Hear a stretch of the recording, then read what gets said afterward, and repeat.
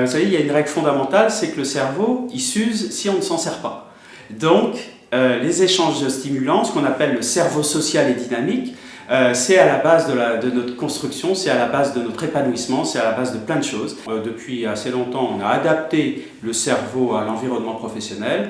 Je pense qu'on arrive maintenant à une nouvelle étape, c'est-à-dire qu'il faut adapter l'environnement professionnel au fonctionnement du cerveau, au fonctionnement cérébral, si on veut avoir des collaborateurs plus épanouis et donc plus performants individuellement et collectivement. La bienveillance, c'est pas une disposition d'esprit ou c'est pas une question de morale ou c'est pas une question de bon sentiment. La bienveillance, c'est un outil. C'est beaucoup plus compliqué d'utiliser la bienveillance que d'avoir un management vertical aux ordres. Ça nécessite une approche émotionnelle, une approche cognitive beaucoup plus subtile du manager ou du dirigeant envers ses collaborateurs, mais c'est l'avenir.